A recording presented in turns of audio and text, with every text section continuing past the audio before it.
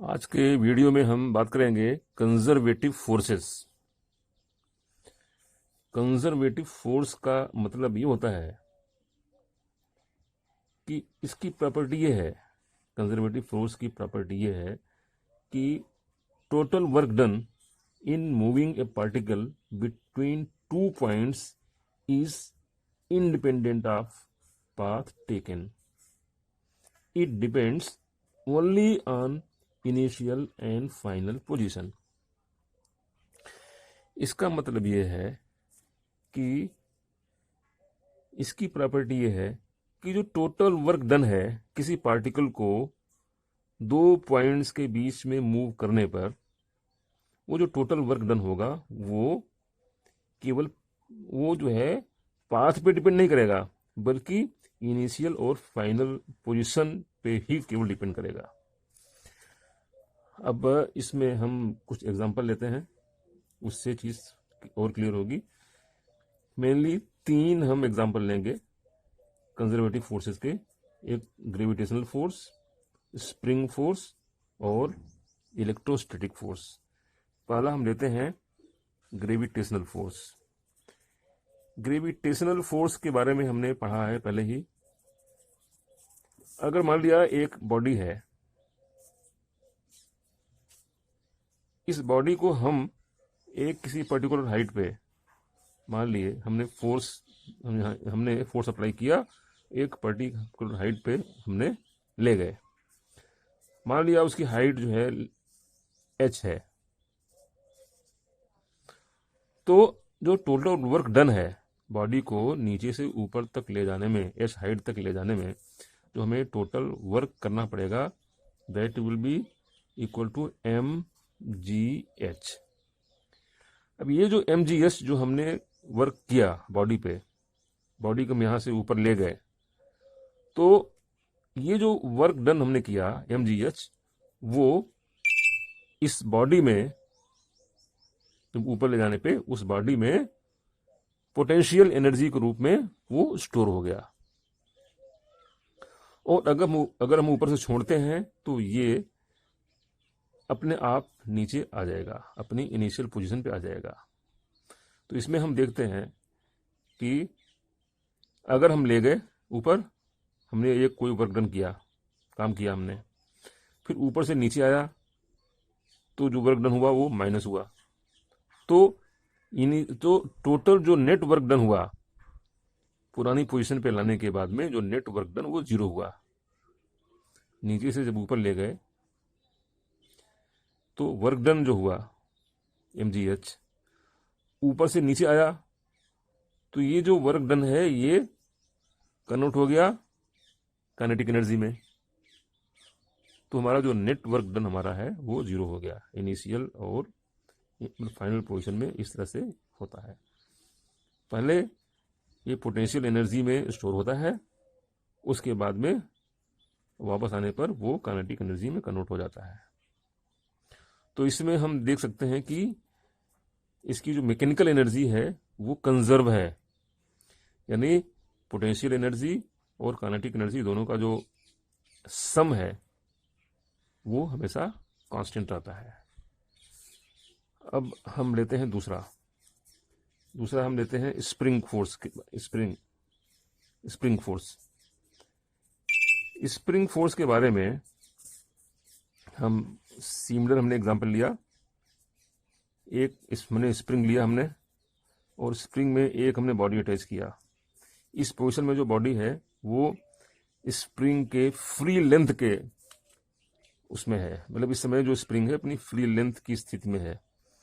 अब हमने क्या किया कि इस बॉडी को हमने एक फोर्स दिया, कंप्रेस किया स्प्रिंग को, बॉडी को, तो स्प्रिंग हमारी ये कंप्रेस होकर के बॉडी हमारी यहां पे आ गई। अब इस पोजीशन से इस पोजीशन को बॉडी के लाने में हमें वर्क करना पड़ा। जब बॉडी इस पोजीशन से इस पोजीशन तक आई तो कंप्रेस करने के बाद में जो हमें वर्क करना पड़ा वो वर्क इस बॉडी में स्टोर हो गया एज पोटेंशियल एनर्जी। अगर हमने बॉडी को इस समय छोड़ दिया तो बॉडी अपने पुरानी पोजीशन पे जाएगी, और उस समय क्या होगा कि इसकी जो पोटेंशियल एनर्जी है वो काइनेटिक एनर्जी में कन्वर्ट हो जाएगी। तो इसमें भी टोटल एनर्जी कंजर्व है, ये भी हम देख रहे हैं। प्लस इसमें भी कोई भी पाथ इसमें हम करें, यूज करें, अंतर नहीं पड़ता, केवल इनिशियल और फाइनल पोजीशन पर ही केवल वर्क डन डिपेंड करता है। उसी तरह से ग्रेविटेशनल फोर्स में भी हम चाहे सीधे सीधे ऊपर से नीचे से ऊपर ले जाएं, या हम घुमा करके इस तरह से ले जाएं, या पाथ को हम इस तरह से चूज करें किसी एंगल में, या हम पहले इसको नीचे लाएं फिर यहां से ऊपर ले जाएं, ये पाथ चूज करें। कोई भी हम पाथ चूज करें तो जो हमारा जो वर्क डन हमारा है इसमें, दैट विल रिमेन mgh, यानी जो हमारा जो वर्क डन mgh है वो केवल h पे डिपेंड कर रहा है, केवल इनिशियल और फाइनल लोकेशन पर ही वो डिपेंड कर रहा है। वही यहाँ भी स्प्रिंग फोर्स में भी हो रहा है। इन दोनों केस में हम देखते हैं कि जो टोटल एनर्जी है, potential energy plus kinetic energy, दोनों का सम वो कांस्टेंट रहता है दोनों केस में। और दोनों केस में क्या हो रहा है कि वर्क डन करने के बाद में जो वर्क है वो पोटेंशियल एनर्जी के रूप में कन्वर्ट हो रहा है। अब तीसरा एग्जांपल लेते हैं, वो है इलेक्ट्रोस्टैटिक फोर्स। यहां भी हम देखते हैं, मान लिया एक चार्ज है कैपिटल Q, और इससे कुछ दूरी पे एक हमारा मान लिया पॉइंट P है, और इससे और दूरी पर ये हमारा पॉइंट R है, और यहां पर एक चार्ज हमने रखा हुआ है प्लस स्मॉल q। अब हम चूंकि ये भी पॉजिटिव है, ये भी पॉजिटिव है, तो क्या होगा कि Q में जो लगेगा, एक फोर्स लगेगा, इलेक्ट्रिक फील्ड की डायरेक्शन वाली इस तरह से होगी E, ये फोर्स जो है रिपेल करेगा।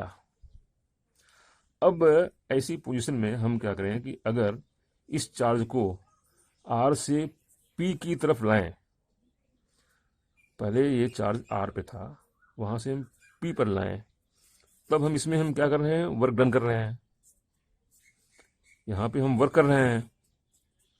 तो ये जो वर्क कर रहे हैं R से P पर लाने के बाद में जो हमने वर्क किया, वो वर्क चार्ज Q में एज पोटेंशियल एनर्जी स्टोर हो गया।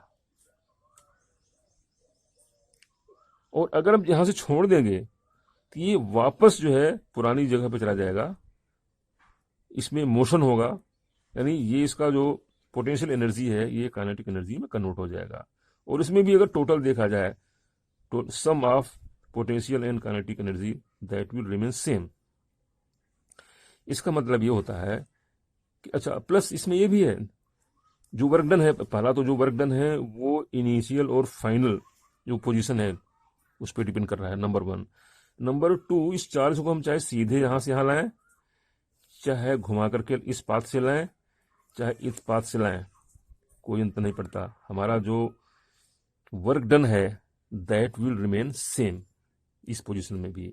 तो इसका मतलब कि जो हमारा जो इलेक्ट्रोस्टैटिक फोर्स है यह भी कंजर्वेटिव है, तीनों में सिमिलरिटी है, ग्रेविटेशनल, स्प्रिंग फोर्स और इलेक्ट्रोस्टैटिक फोर्स, तीनों में सिमिलरिटी है।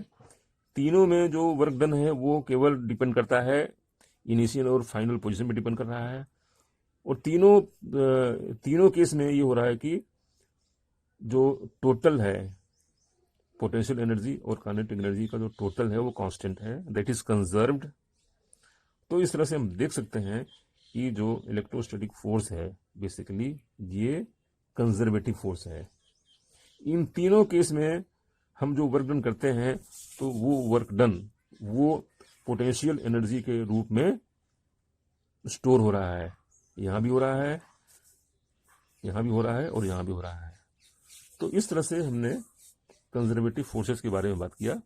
तो कंजर्वेटिव फोर्स के बारे में जो हमारी डेफिनेशन थी कि conservative force is a force with the property that total work done in moving A particle between 2 points is independent of the taken path.